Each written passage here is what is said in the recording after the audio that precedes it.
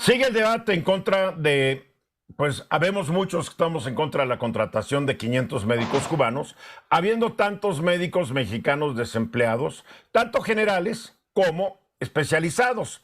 El presidente insiste y hasta nos mandó a su rancho el otro día a los que no estamos de acuerdo con él. La verdad nos dijo, pues no lo puedo repetir al aire, ¿no? Pero nos mandó a su rancho, pues usando un sinónimo, mucho color en la mañanera, mucho color. Ah, el gobierno de la 4T acusa a los gobiernos anteriores de lo mismo en que ha fallado, porque después de 4 años, este gobierno también ha demostrado ser incapaz de poder tener los lugares necesarios para atender la demanda de especialidades que cada año hay. Para el año pasado, el gobierno había prometido que habría 30,000 vacantes. A la hora de la hora, solamente 19,000 médicos se quedaron sin poder entrar porque no hubo 30,000 vacantes. Se abrieron 19,000 vacantes, algo así, terrible. O sea, el gobierno incumple lo que critica de los anteriores. Pero ya se presentó hoy la convocatoria del Seguro Social, mi querido Hugo, para médicos especialistas. Hoy se presentó la convocatoria, Eduardo, y yo creo que este problema o este debate de los cubanos en realidad lo que hizo fue refrescar un problema que el gobierno, digamos que había dejado como medio congelado después de la pandemia, haciendo una especie de respiro. Sin embargo, esto lo que puso es realmente el problema del por qué no se contratan muchos médicos en el sector salud. Estamos hablando del Seguro Social, del ISSSTE, del INSABI, en los estados y demás. Y aquí el verdadero problema, Andrés Manuel López Obrador siempre habla de que esto va a ser parte de la solución, los 500 cubanos. Hoy nada más presentó 13,000, un poco más de 13,700 especialidades médicas, de las cuales había vacantes. A ver, pero eso, ojo, hay que aclarar. Sí. En estos 13,795 son las que ofrece todo el sector salud, sí, no el Seguro Social.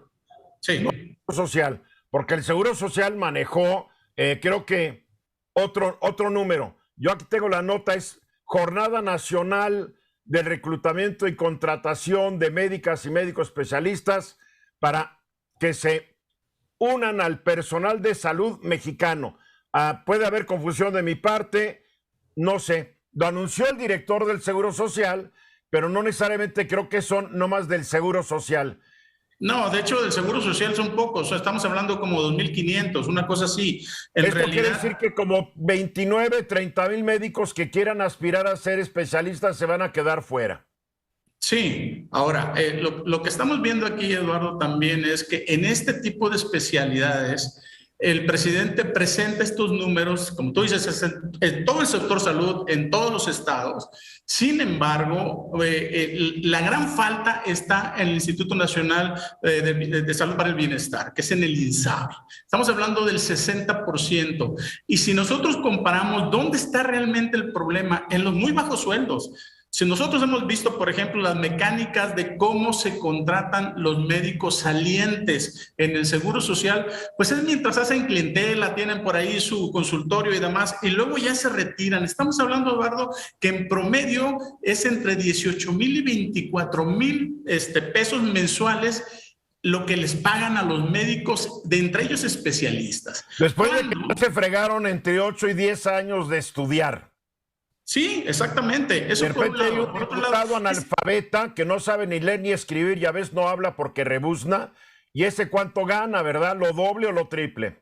Por supuesto, pero además, Eduardo, cuando estamos viendo, por ejemplo, que se inyectan 26,000 millones de pesos a programas como Jóvenes Construyendo el Futuro, si nada más destinaran de ahí el 30%, porque además no se sabe bien si toda la población lo está recibiendo o no, es lo que supuestamente debería ser, porque hay total opacidad. Entonces, si nada más se destinara el 30%, por supuesto que esto alcanzaría para mejorar con mucho los salarios de estos médicos especialistas, pero el dinero dinero se está destinando a programas sociales. ¿Qué es lo que pasa aquí con la parte de los médicos cubanos, con esta parte, con esta narrativa que tiene mucho de demagogia? No se va a resolver el problema, además con traer gente extranjera. El problema lo tenemos aquí en México. El problema hay que solucionárselos a los médicos y que para ellos sea atractivo trabajar en el sector salud. Ese es el verdadero problema que no está resolviendo, simple y sencillamente lo está trasladando y lo está atacando como si fuera un problema ideológico, Bien. como un problema de actitud conservadora y demás. Bien. No solamente que les paguen bien, que les den seguridad, porque muchos de estos puestos los ofrecen en lugares donde a veces no hay ni policía municipal. Aquí en este programa he reportado la cantidad de médicos residentes o médicos rurales y sobre todo de mujeres que son víctimas de abusos y hasta sus vidas se van porque no hay quien las defienda ni los defienda. Liliana. Hugo, no sé si tú puedes confirmar o rechazar esta información, pero yo oía a un médico que decía que primeramente el problema para ellos sí era el bajo sueldo que percibían, y otro problema de por qué los médicos no querían ir a las zonas más alejadas es porque los sueldos aparentemente, o por lo que esta persona decía, son iguales así tú estés trabajando en una zona urbana, en una zona rural. Le decía, bueno, pues son zonas más apartadas las rurales y por ende tienes que gastar mucho más en transporte y no se considera este hecho, y por ende los médicos y las médicas, las doctoras, prefieren estar bajo el mismo sueldo en una zona urbana con mayor acceso a servicios, etcétera. Claro, porque tampoco hay incentivos, como en cualquier otro tipo de trabajo o de oficio, de que el hecho de que tú vayas a la sierra, una zona de alto peligro, debe haber un sobreincentivo que sea atractivo para ti, cuando menos para los que van saliendo. Porque y no si solo eso, no solo eso, porque se van y los mandan a una unidad médica que no tiene equipos, no tiene medicamentos, no tiene nada. Exactamente. Y después todo el mundo está enojado con ellos. Digo, esto, la verdad es que es una injusticia la que se comete contra los médicos, estén en zonas urbanas o no lo estén. Álvaro. Mira, yo lo he dicho en programas anteriores, la realidad es que el maltrato a los médicos no empezó en este gobierno. Yo de verdad los admiro. Desde la requisa del 64 los traen a los pobres asoleados como gremio. Y no nada más eso.